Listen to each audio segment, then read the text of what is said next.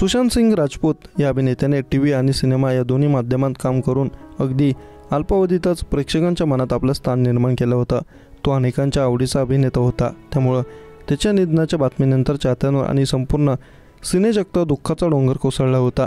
Social मीडियावर आजही त्याच्या संशयास्पद मृत्यूबद्दल चर्चा होतात। आज 14 जून 2024 सुशांतचा 4था स्मृतिदिन, त्यामुळे त्याचे चाहते आणि नातेवाईक मित्रमैत्रिणी त्याच्या स्मृती जागवत आहेत।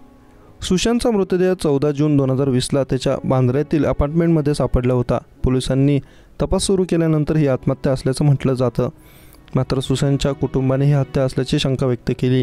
गेली 4 वर्ष CBI या प्रकरणाचा तपास करत आहे, मात्र अद्याप काही स्पष्ट झालेलं नाही।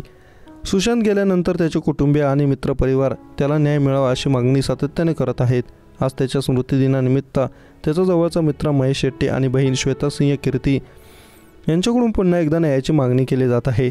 महेश शेट्टी याने सुशांतबरोबर पवित्र रिश्तामध्ये काम केलं होतं, तेव्हापासून ते दोघं अत्यंत जवळचे मित्र होते। महेशने सुशांतबरोबरचा फोटो इंस्टाग्रामवर शेअर केला असून अजून 1 वर्ष सरलं। लोक म्हणतात की काळ जातो तसं सगळं ठीक होतं, पण प्रश्न पडतात, सगळं जास्त कठीण होत चालले। आम्ही कधीपर्यंत न्यायाची वाट पाहायची?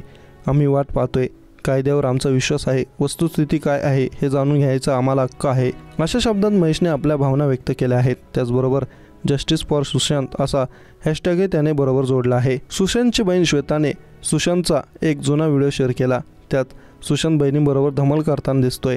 दुसरा व्हिडिओ सुशांत गेल्यानंतरच्या शोकसभेचा आहे। तुला जाऊन 4 वर्ष झाली, पण त्या 14 जूनला काय झालं आम्हाला अजून माहिती नाही। तुझा मृत्यू एक रहस्य आहे, ते रहस्य उलगडण्यासाठी मी अनेक अधिकाऱ्यांना विनंती केली, पण मला खूप असहाय्य वाटतंय।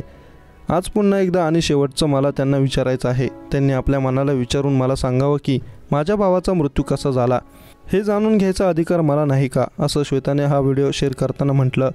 श्वेतानं पुढे दिले, त्या दिवशी नेमकं काय झालं, काय आढळलं हे सरळ का सांगितलं जात नाही, त्याचा पॉलिटिकली अजेंडा का केला जातोय। मी सगळ्यांना विनंती करते की आम्हाला यातलं सत्य कळावं, आम्हाला पुढे जायचं आहे, सत्य कळाल्याशिवाय आम्ही पुढे कसं जायचं, अशी विचारणा तिने यंत्रणेला केली आहे।